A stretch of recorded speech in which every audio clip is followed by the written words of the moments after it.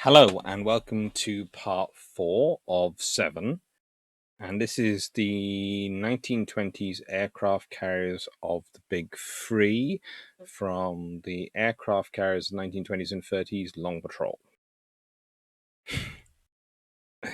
Hope you're enjoying it as much as I am, and hope you're having fun. Now, much as when we did this for real, in a live, I am using as my Bible and core book this lovely work, The Transactions of the International Architects, 1934, the paper by Sir John Parker. Principally because that allows me to use a very, very lovely piece of data which standardizes all the aircraft carriers into the data understood at the time, which is actually fairly accurate for how they were built. Never forget, though, that people do modify these things aftermarket. Nothing is so prone to aftermarket modification than a warship. You have both a government which likes to modify it, a navy which likes to modify it, a crew which like to modify it, and then on an individual basis, sailors which like to modify it. Crew will usually have some form of direction. Sailors will just add stuff. Often quite a lot.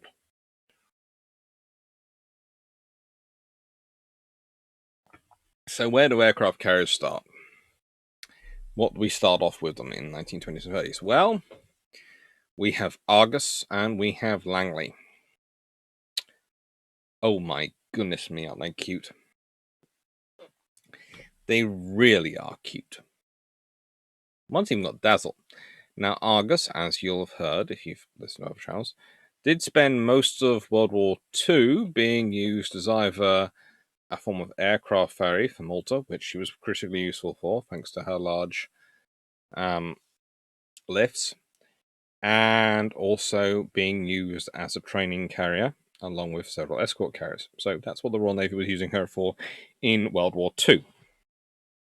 In the interwar years, she is an experimental carrier and critical to development of naval aviation for the Royal Navy.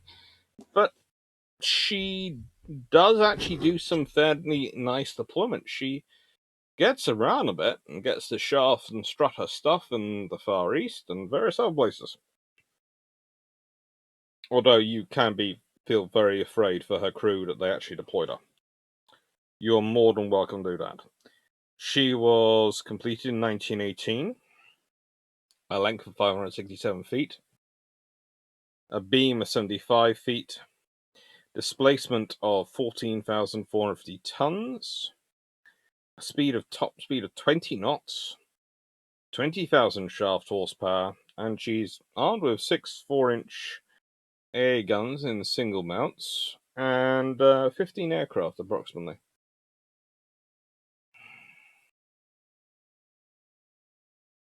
She, of course, is a flush deck type, and you can see that she is rounded down at the front to assist with the launch of aircraft. This is a pre-catapult, or rather, pre-accelerator. Oh, you're gonna love this. So, catapults do exist in this period, but catapults are what are used on ships like cruisers and aircraft and cruisers and battleships, not aircraft carriers, to accelerate and launch aircraft. When you start to fit those, what we would nowadays call catapults, to aircraft carriers, they're called accelerators because they accelerate the aircraft. Yes, the Royal Navy goes all Germanic in naming. At least you'd expect to call them sort of, I don't know, the Wands or something cool, but no, they go accelerator. And you also notice, if you can just make out in that picture, she looks like she might have some form of arrestor cable on her. but it looks a bit weird. This is because for a period in the 1920s, they do have arrestor cables fitted to ships, which are not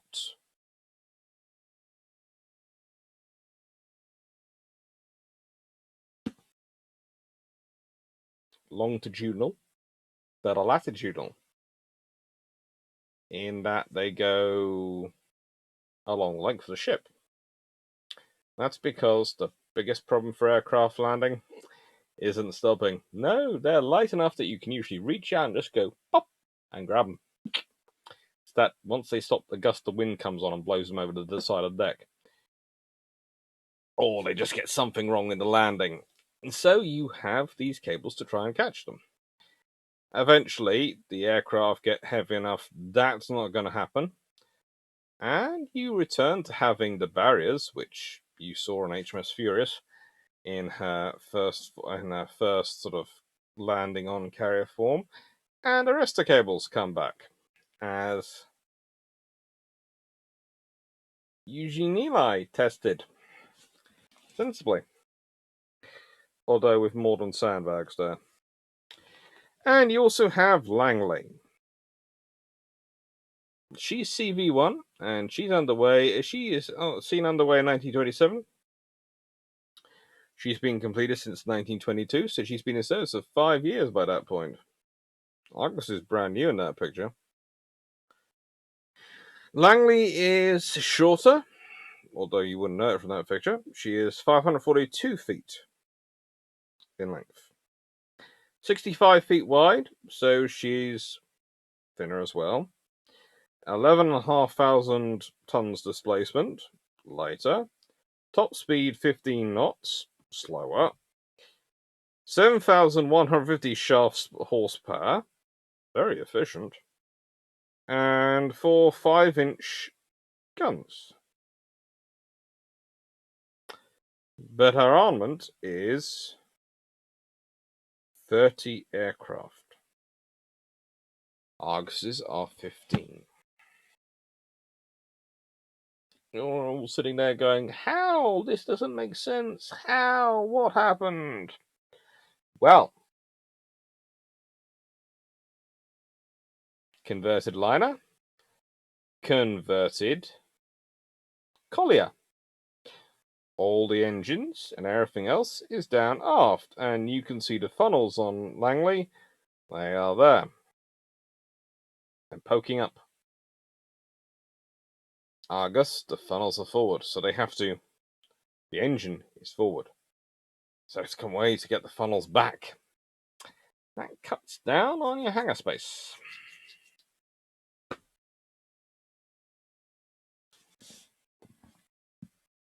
Just have an island.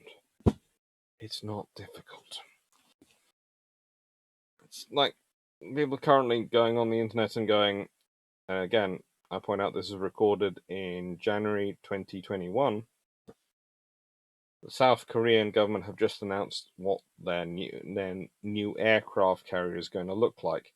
Looks very similar to the Queen Elizabeth class and the Trieste class, I think, the Italian LHDs, in that it's got a twin island scenario going on. People are going, why? Why are they going for a twin island? Well, again, type of aircraft you're operating. Turbulence directly aft doesn't cause much problem, and they're two quite thin islands anyway. And secondly, you have two funnels. You need to get rid of that smoke somewhere. This exhaust gas is some way.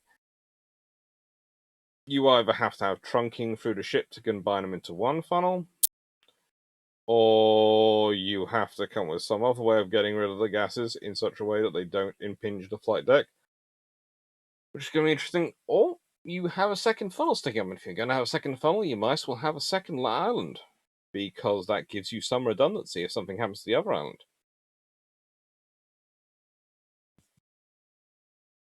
This, though, does not represent in any way, shape, or form an endorsement of the Venator class or any class of sci-fi spaceship where the command staff are stuck in some boom or something on the top of their ship, and just because there's a second one. Still doesn't make it a good idea. On a warship, it's understandable. On a surface warship which goes on the oceans of a planet. We have islands, though. Oh, thankfully. Husha, which has an island, but still has funnels in a weird place. And then we have HMS Eagle. Oh, glory be. And she's off helping the deputy, I don't know, air hostess at the time, the Prince of Wales, take off from her on his way to Copacabana in Rio de Janeiro in April 1931. Becoming the first of his position to take off from an aircraft carrier, I'm presuming. I'm fairly sure, I'm uncertain. I'm fairly sure I'm on quite solid ground on that one, but... And someone's going to point out to me that some, I don't know, heir to the Belgian throne did something weird in 1917 or something like that. I'm going to be forced to go, I'm sorry, I didn't realise it. Well, as far as I know, this is the first time a heir to the head of state, i.e. the Prince of Wales, does this from an aircraft carrier. Well, during this trip, I'm not sure if that particular one is the first time. And Husha. So,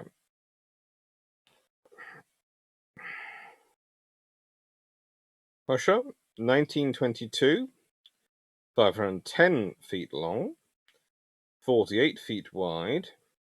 In many ways, of the first generation of carriers,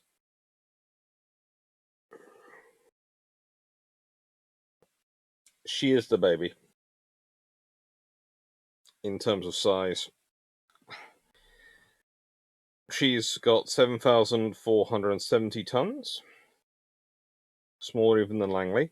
25 knot top speed though, so she's 10 knots faster than Langley. 30,000 shaft horsepower, which is 22,850 more than Langley, and 10,000 more than Argus, but 10,000 less than Hermes and 20,000 less than Eagle. 4 5.5-inch and 2 3-inch AA guns, and 26 aircraft. Again, it's the positioning of the funnels. It just makes things easier.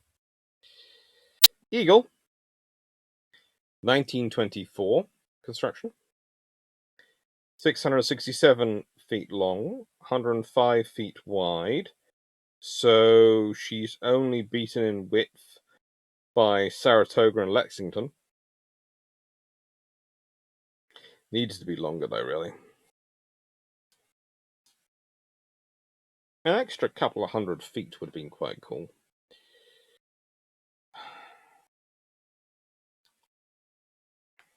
Not to be. 22,600 tons, 24 knots top speed, 50,000 shaft horsepower, as said, 9 6-inch guns, 4 4-inch AA guns, and 21 aircraft.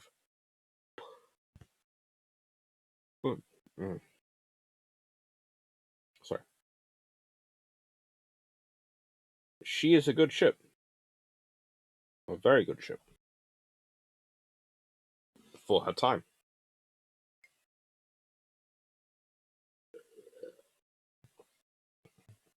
She does sterling service in the Mediterranean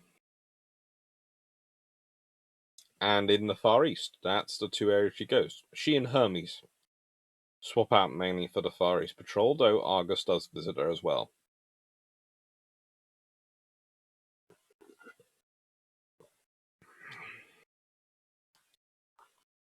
Now, air group size certainly sticks her in the cruiser carrier role, but she's often used in the fleet carrier role, and that can't be discounted. And you have to think if her conversion had happened later and she had been slightly bigger, she would have been a fleet carrier. And a very decent one as well, if you consider the island structure and other things she inherited thanks to her battleship past. She would have been, if she had been bigger, flagship capacity level.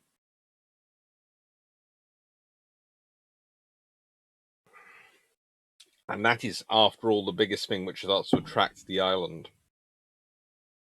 There's the operation of the ship, but also the potential operation of a flag roll.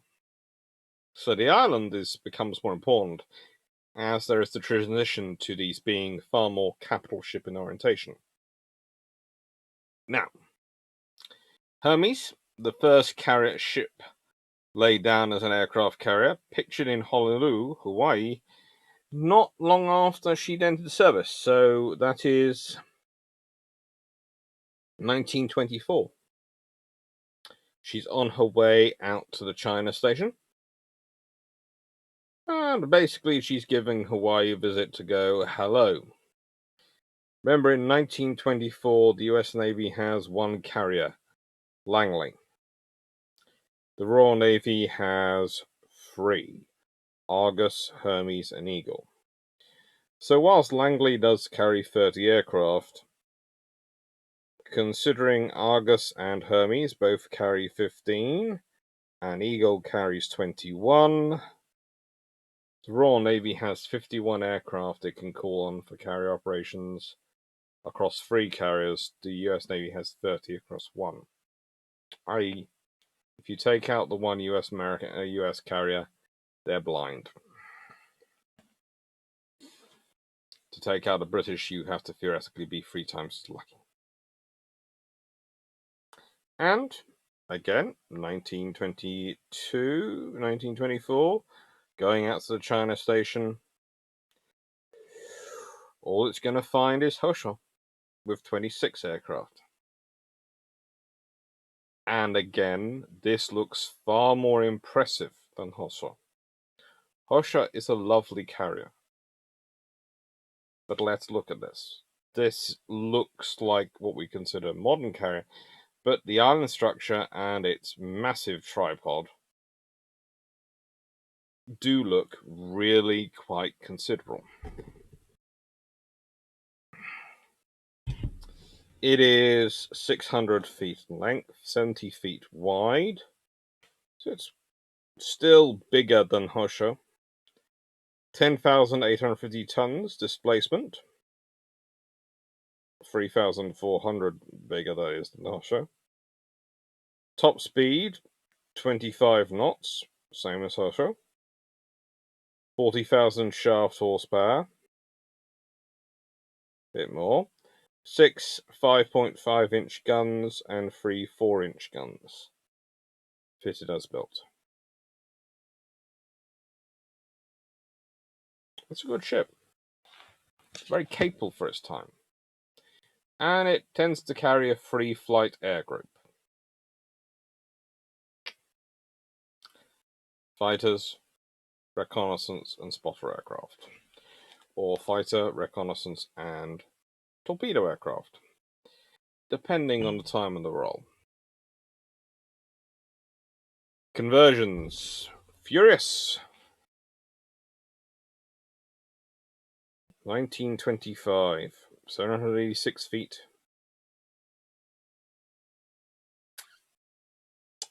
And length. 90 feet beam. 22,450 tons. So actually lighter than Eagle is. 31 knots top speed. 90,000 shaft horsepower. 10 5.5-inch guns, 3 4-inch guns, and 35 aircraft. In 1925, Furious, as she is now is, and you saw in part 1 what she looked like during World War II, well, in World War 1, I mean, in part 1, and this is what she looked like in part 2, in World War II, is a capable ship, and is a very, very advanced ship for her time. She is what you would call semi-flush deck, in that she technically is flush deck, but she's got a little sort of pilot house forward and starboard, which she is con from. In 1925, there is nothing that's going to challenge her size or her air group, really, going to come online for at least 2 years. So she's the queen for 2 years of the carriers. And then in that year, 1927, there is Akagi. And she is good. 763 feet long, 92 feet beam, 26,900 tons displacement, 28.5 knots top speed, 131,200 shaft horsepower, 10 8-inch guns, 12 4.7-inch guns, 50 aircraft. That should have been a new queen in 1937. That should have been Japan soaring ahead. But there is one small problem. One ever so tiny problem. Well, two of them actually. In 1927 and 1927, Lexington and Saratoga, not sure where Larrington came from, are created and enter service. You can see the shape. There's Langley there for scale, but you can see the shaping of their flight decks. You can see these pictures, the size of their funnels, the power and status of these ships. These ships were colossal. They were going to be battle cruisers, and they were turned into something even better, because the whole point of them was they were supposed to be able to use their speed to catch the enemy and clear the seas. Well, aircraft were even faster than ships. So they were going to be very fast hulls, linked with even faster systems. And whilst, yes, they displaced 33,000 tons thanks to 180,000 shaft horsepower, they had a top speed of 34 knots, making them the fastest carriers built by 1934. They had a beam of 106 feet, so they're also the fattest carriers, and a length of 888 feet, making them the longest carriers. They carried 80 aircraft each, the largest air wings of anyone. And they both had 8 8-inch guns and 12 5-inch AA guns. They were the bee's knees of status when it comes to aircraft carriers in the 1920s. These were the big things built. So yes, the British had the numbers, but by the end of the 1920s, the Americans had certainly stolen the status in terms of the big unit, the Capel unit. And Britain would start thinking about how to match up with this, and I would argue that in many ways, the construction of the strike carrier first, rather than battle carriers or cruiser carriers, is a response to the power of these. Britain needs its own similarly capable vessel if it's going to contend in the Far East and going to be able to match up when they're potentially operations with the Americans.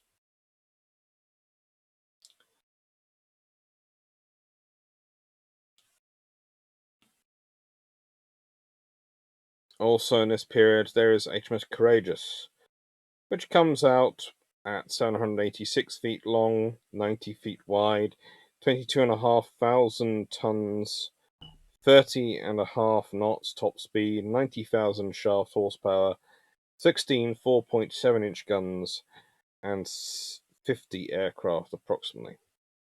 Look at a lower flying off position. It actually highlights the round down used for the higher flying off position to maximize airflow, but it also shows the importance of getting those fighters out of the hangars because you can actually see the doors. And Kaga, 1928, the converted battleship, 715 feet long, 102 feet wide, 26,900 tons displacement, 23 knots, 91,000 shaft horsepower, 10 8-inch and 12 4.7-inch, and 60 aircraft. She could carry 10 more than Akagi. She could have carried even more, though, if they'd given her an island structure instead of massive, colossal. Look at that thing. That funnel.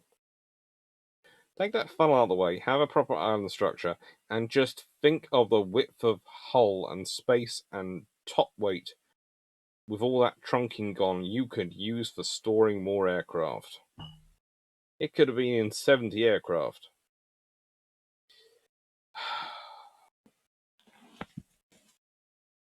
They're good ships. They're very good ships. But they are an explosion. Aircraft carriers are coming. As I ended in part 1 explaining, in the period of less than 10 years, you had this development process which produced this amazing thing. And now you've had another decade. And it's very easy to see the progress and think, oh, they're not making any progress, they're not massive, they've not got jet engines, they're not racing along or, doing this, that, and actually, huge things are being developed.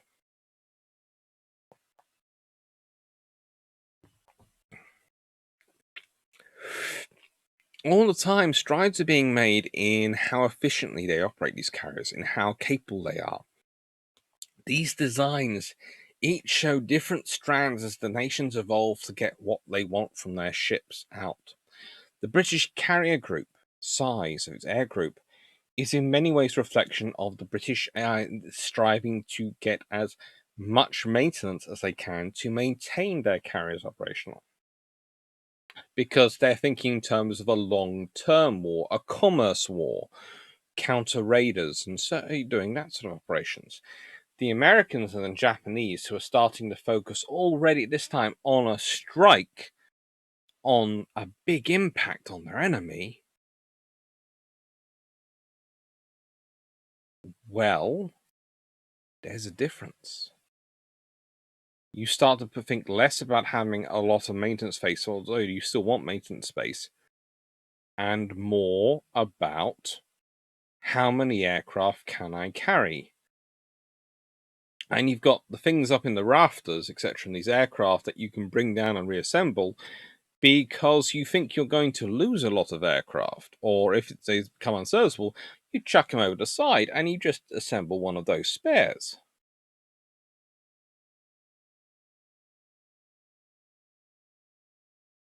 Which is sensible if you've got the industrial capacity to maintain that. The Americans have. Well, they built up to it.